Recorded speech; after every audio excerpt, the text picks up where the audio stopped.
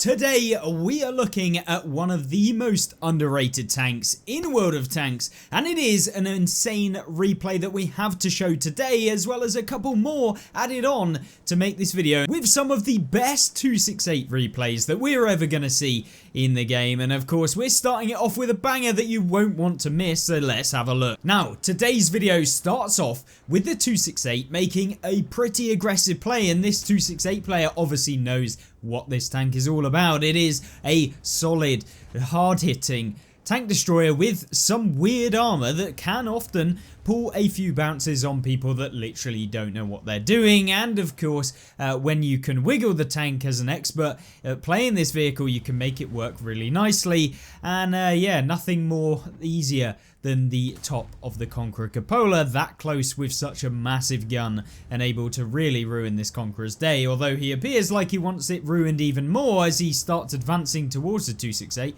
obviously a little bit triggered that he'd actually been hit the first time, and unfortunately doesn't actually get hit a second time, at least for any damage. But we've got a few things I want to cover in today's video and why the 268 is such a powerful tank. Well, it's not only because it gets 750 alpha damage that you can see, but it also gets an incredible amount of standard penetration with its AP rounds and an even more cracked amount with its heat rounds, getting 395 heat pen.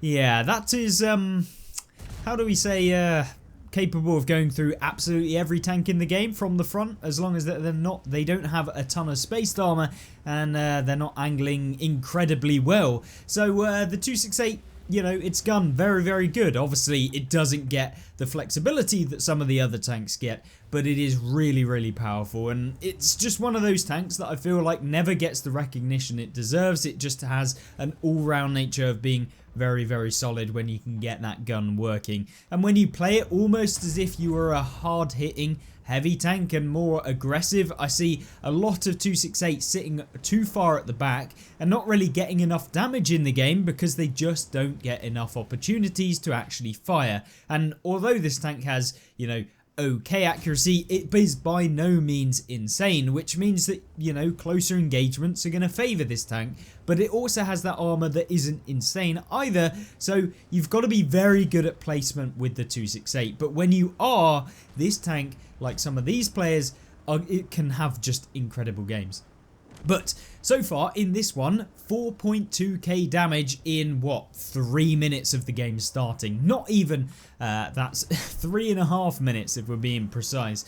But it is crazy to see this tank actually being played. It is more of, I guess, one of the rarer tanks that we see at least played competitively in the game, because I don't know, people start thinking that they have to play the E4, and there's loads of tanks that are kind of similar in their sort of idea, but the 268 just has that increased reload. It just feels like a bit of a monster when you get it working. Of course, I guess the closest comparison in terms of nation and tank destroyer, I guess, is the Object 268 V4, which obviously has the increased armor, but it doesn't get anywhere near as good gun handling, and it doesn't get the alpha damage that this one gets, which is why I feel like this tank is very powerful.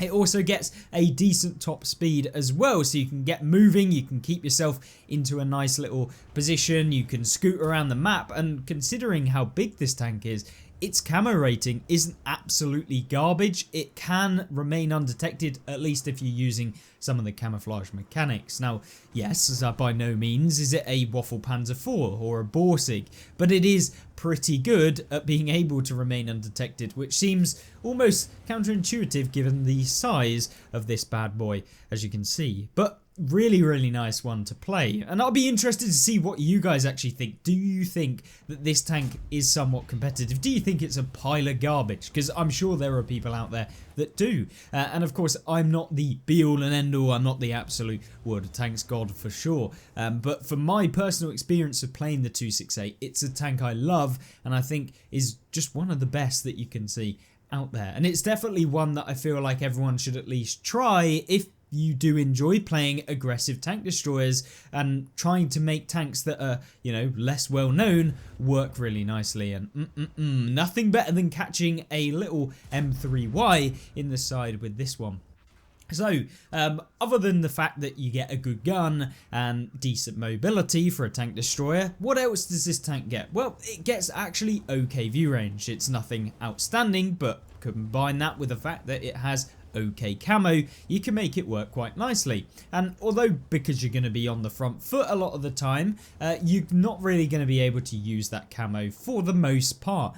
But because it has good view range, or at least semi-decent view range, you are therefore going to be able to at least get some spotting damage. You're going to most likely spot whatever is hitting you, bar, you know, the typical light tank sat in a bush, like the EOC even 90, but, you know, I don't think any tank is really spotting that one, and you basically have to proxy it. But it's just a really fun tank to see working well, and in this game he is going to have to carry pretty hard. His team are down now by 1 vehicle, and although that might seem pretty close, he's down by 2,000 hit points worth of damage, so he's going to at least have to hit 3 shots without taking any damage in return if he wants to bring the score back himself. But don't worry, because let's just say he's going to be bringing another quite a bit more than just 3k in this game. Now, obviously, this kind of corner, he's lost all of his heavy tank support. He's lost all of the tanks that really have armor. He's got a Scorpion G, a Char Futur. He's got a Leopard 1, an FV4005, an SU-130 PM, and a Concept 5, all of which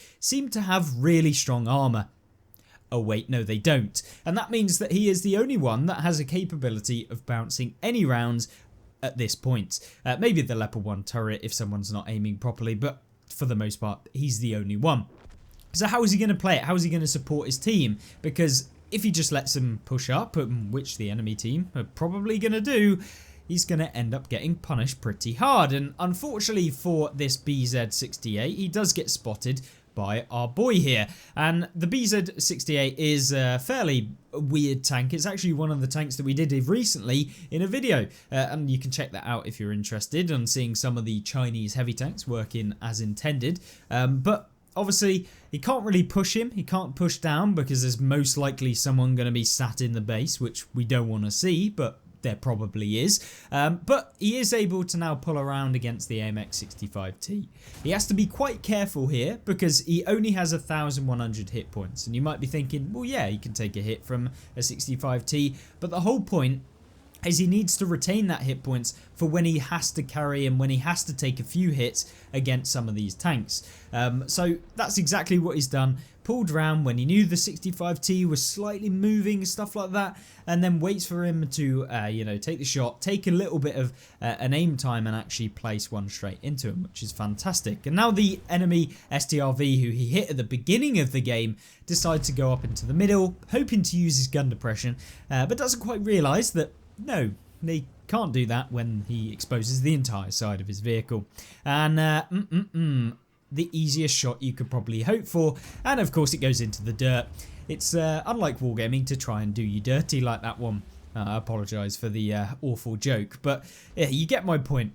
This tank, it's kind of all about trying to get those weird shots and, making the use out of every opportunity that you get to deal damage. Otherwise, you don't have the best damage or the best flexibility to, take advantage of tons and tons of positions. And, oh god, he's absolutely bottling this one against the BZ-68. He could have been now a one-shot, but yeah, not the best type of shooting from our 268 player here. But don't worry, because, the game can change as we go on, and when he actually sorts himself out and gets a bit more composure, he's probably going to be able to do a little bit of something. And here we go, the first shell that is most likely going to land. He puts one into the BZ, nice little one there, bounces a couple of rounds as well, one of them hitting the tracks, which considering how big this tank is, has a weird little bit of side armor, and unfortunately for him, the 65 or the 1390 is behind him, 68 in front of him, and he's in these ultimate sausage sandwich where, yeah, you don't want to get hit by all of these boys. But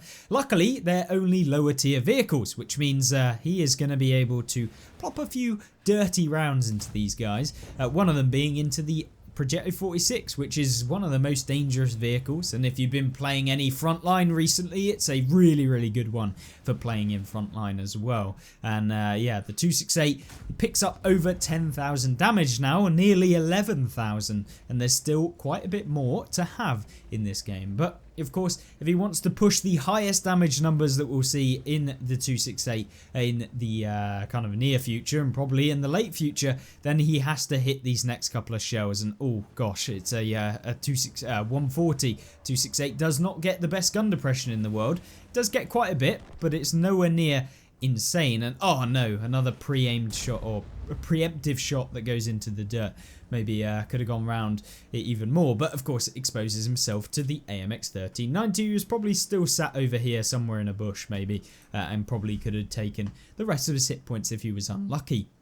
So, with the team support that he's got himself an SU-130 PM, he's got himself a FE-4005, and of course he's got a couple others in this game as well. But they're all kind of camping in the same sort of area, and he's really needing at least to be the spotting and the frontal force, even though he only has a few amount of hit points left. So, what does he do? He swaps his round to HE. This AMX 1390, at least when he was last spotted, was on such low hit points that even a splash is going to finish him off. And he actually gets spotted here, which means that this guy is, of course, in the bushes over here because, you know, angles. If he was actually over here, anywhere over here, this rock would have protected him against any vision that the guy would have had, so he has to be in one of these bushes, either this one or this one, and we'll see, maybe he is in fact in the bush where he was looking. But he's not currently spotted, or maybe he's perma spotted at the moment. He gets first spotted here, going for this shot here, maybe, potentially. Is he going to do it? Is the AMX still there? And no, didn't quite hit that one. But oh well, there's still a little bit of time left in this game. But ultimately, when you've had this impact of a game, then you want to make sure that you do end up winning. And fingers crossed, he's going to be able to do that. And I'd be interested to see whether or not you guys think that this tank is actually better than the 268V5. Of course, the turreted version of, I guess, the Object 268V4. I guess that's kind of a similar sort of tank. Obviously, the 268V5 doesn't have anywhere near the armor and basically gets penned by everything, and is probably not a tank I'd recommend. But it is a similar sort of version. It has this same gun. But it's an SU-130 PM. Maybe a swap to HE here would have come in quite nicely, but you know, hey ho, when the guy's done 11,600 damage, we can hardly, you know, falter him. But there's still this SU-130 PM problem. And although he did bounce around off of him, it will leave him on a one-shot for the rest of the game if he doesn't deal with him. And he is going to need some team support, and without any team support, he's going to find himself in a very, very sticky situation, because there's only 1 minute and 30 seconds left on the clock, and this game is running dreadfully low. He is going to have to start dealing some damage, and yeah, could have done with hitting a few of these shots earlier in the game. But hey ho, SU-130 PM does expose himself, and there you go. First round finishes off the SU, but he is going to have to help out with this Object 140 if his team have any hope of being able to finish this game and win it, of course. But is he going to get one into the 140? Yes, he does. Easy as you like. There is a 1390 that now knows exactly where he is. Where is this guy going to be? Is he going to be trying to help out the 140? I guess we won't know at the moment. But what 140 is out in the open, he's fully reloaded with a heat shell into the front of the 140. There we go, easy as you like. But for God's sake, the 1390 does come from the middle. SU-130 PM finally actually moving up, realizing that the scoreline is horrendous, and yeah, on full hit points. Could have definitely helped out the team there, but you know, teams are teams, and I feel like he had a very, very good round of World of Tanks, even if he did miss a few rounds. But I'll be interested to see your thoughts on this game. Could it have been even better? And if you thought that was it for today's video, no. Today we have another replay on a pretty weird map for the 268, and that is where we see another fairly aggressive start to the game, being able to pick up 2 shots on a very dangerous tank if you leave it alive to the end of the game, which is the T57 Heavy, one of my more favoured autoloaders in the game, bar the TVP T5051. But the T57 Heavy gets 1400 of his so-called hit points, taken very nicely by our 3-marked Object 268 here, who is going to have another incredible round of World of Tanks. Maybe he can pick up a win in this game, unlike the last one. But another shot there into the TVP. Lovely to see him dealing with these autoloaders that are extremely dangerous. But straight off the bat, he's picked up nearly 2.5k damage, basically. Well, 2.2 if we're being precise again. But unfortunately not able to hit the 140 there. But as you saw there, the 268's armor actually working as intended. What you find, a lot of people, when they try and deal with this tank, what you can do is, because they're aiming for the cheeks when you're angled like here, for example, is you can swap to this side and you can end up actually bouncing around, because when they're aiming for one side, you flick to here, they hit your mantlet, or maybe they hit another really angled part, or it becomes no longer angled, and you can bounce quite a lot just by actually playing the tank as it's supposed to. And one lovely situation right here is getting into the center, where the enemy team definitely didn't think that the 268 would be able to get into. And there's a Charfutura making his way into the center, but yeah, not quite sure exactly what he's thinking here, but apparently going to expose himself to literally everyone. And probably one of the most annoying hits, as he manages to hit the E50 in a position that you would most likely think would pen every day of the week. But don't worry, because it hits the most angled part it could possibly hit, as the accuracy comes in again to ruin his day. And oh god, an 800 damage hit from a HE round from an FE 4005. Definitely what you wanted to see. 800 damage from a splash. Love to see HE rounds in this game. But he puts one into the general direction of where the FE seemed to have been, but we'll never know if he actually managed to pen till we see the FE get spotted again. But enemy team have taken the town area, which means that it is not looking all too favourable for our 268 here, as he's the furthest one forward against all of them. But given that this tank is almost a bunker defender, since he's in the bunker, maybe we'll see some superb defense, and that's exactly what we're hoping for. One of the tanks that is very good at being able to hold somewhere down and deal damage against advancing opponents, and this is kind of what the 268 is made for, sitting down waiting for them to YOLO into you, and you ploughing 700 damage hits into them and them crying about how they got hit for 700 damage. And our friend in the T57 heavy comes back to get 3-shot in the game, not only by actually just hitting him 3 times, but of course getting that fire to finish him off. It's lovely to see. That is literally the ultimate counter to the T57 heavy. But the game is certainly not all over, because with the Conqueror, the Shah, and everyone else that's deciding to try and dig out this 268, he's going to have to, you know, start hitting some of these shots. And when you don't have the best accuracy in the game, you've got to rely on the Soviet RNG to come in, and that is definitely not what we want. The Conqueror managing to hit him with AP and pen. Must have hit just literally there by the looks of things. Don't know how that one penned, but you never know. It's RNG. But with 5.9k damage, this game is pretty good. But it's not looking like they're going to win. And with down by 3k hit points, the E50's thinking he's a bit of a gigger, and yeah, no. I wouldn't pull outside on in front of a 268, even if you think that you're going to be able to do something. And this is this is what I'm on about. When you start moving and jiggling side to side, people just genuinely cannot aim in this game, and you end up just bouncing a ton of rounds, and people just, I don't even know, can't seem to figure out that maybe you should actually aim at where the tank is going to be turning towards again, and then shoot when they actually turn towards you, or are making that kind of juking maneuver.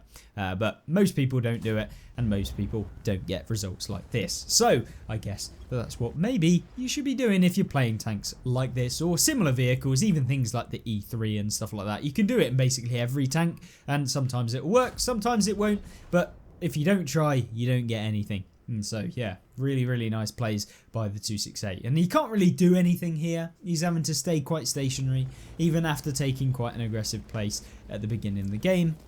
It's working out quite nicely, and this is the sort of games you want to see of World of Tanks, and hopefully you're enjoying. And if you have, then please do me a favour, as it massively helps out the channel by just liking the video. Super simple, but really helps me out. But getting back to the replay, what does he have to do here to actually do something in this game and not just end up kind of finding himself in a very stagnant period? Well, he has to try and open up a few shots. He can't really push out of the bunker because there are quite a lot of vehicles, all with different angles. There's an enemy Object 268 that's going to be sat around, and so he lines up a nice little shot on the Tortoise. Tortoise pulls back, one straight into the side of him. Really nice use of, I guess, map knowledge to know that there's a little gap there that is capable of being shot over. So really good one, and of course picking up is 8,000 damage so far. With the alpha of this tank and with the heat rounds that this gets, you'd be hoping that there'd be a few more in this game.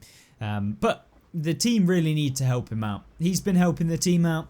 They're not really doing a whole bunch, even if they are trying to make a bit of a flanking maneuver. The Shah actually probably making one of the smarter plays, which is to go round to the bushes area and hopefully spot this 268 for the team, deal with them and what have you. But he, of course, is waiting for the Tortoise to try and make that play again. He manages not to quite just hit that one there, but Tortoise is now thinking that he's going to be able to deal with the 268. And although the 268 can take one hit, he is not in the right situation for being able to deal with the Tortoise. He actually manages to hit the cupola, which is a very, very lucky shot, I guess. But he's going to hopefully get one into this guy in return. But he's got to wait now for the Tortoise to make the play. If he tries to poke out or do anything stupid, he's going to get punished again. So yeah, it's a bit of a stalemate here against the two tank destroyers that can both basically ruin each other's days. So instead of just sitting there not doing anything, he tries to open up an angle on maybe this 268 who was last spotted in the bushy area just in front here, and maybe he can get one into him. But I definitely think this tank is the most underrated tank destroyer. Definitely a tier 10 anyway. I think people really just don't quite appreciate how good this tank can be. And he gets spotted here, so he pulls back. Doesn't want to get hit by that guy. You never know. He could have got an angle on him. He could have flicked onto him, and yeah, you just don't want that. Especially with the amount of hits that have got quite lucky against him. I mean, the Cupola hit, the Conqueror hit, and all sorts. Just really not helping him here. But with the sandbags that you can see here, he's just trying to remove some of them. They are destructible, so that would just give him a better shot on the Conqueror here. Maybe he can actually hit the Conqueror through these bushes, but he's using the HE rounds here to attempt to get rid of some of these sandbags, and by doing that he now has a shot on the Conqueror potentially.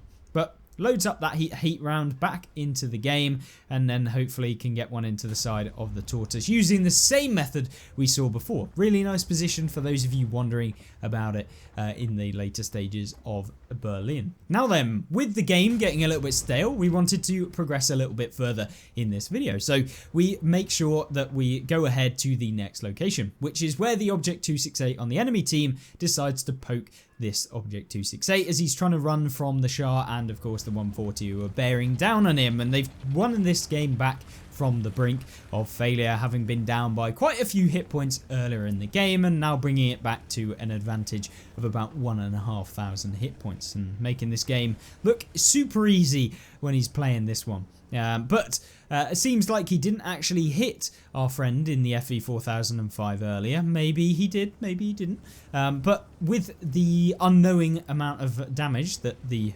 268 has done, he needs to secure some damage on the Conqueror if he wants to get above 10k, and he's going to have to do it all. But unfortunately for him, he doesn't manage to get any of this damage on the Conqueror until maybe he can push in and get some ramming damage. You never know. Conqueror decides to come out, he bounces one off of him. Conqueror is now going to try and take the advantage onto the 268, but doesn't look like he's going to be able to do it. And yeah, just waiting for the reload now, and maybe just bumbling on down. But don't worry, because his teammate helps him out there, picking up 9,400 damage, and actually manages to hit the FE 4005 we saw earlier. So hopefully you've enjoyed this video. Don't forget to subscribe if you aren't already and you want to see more replays and gameplay like this.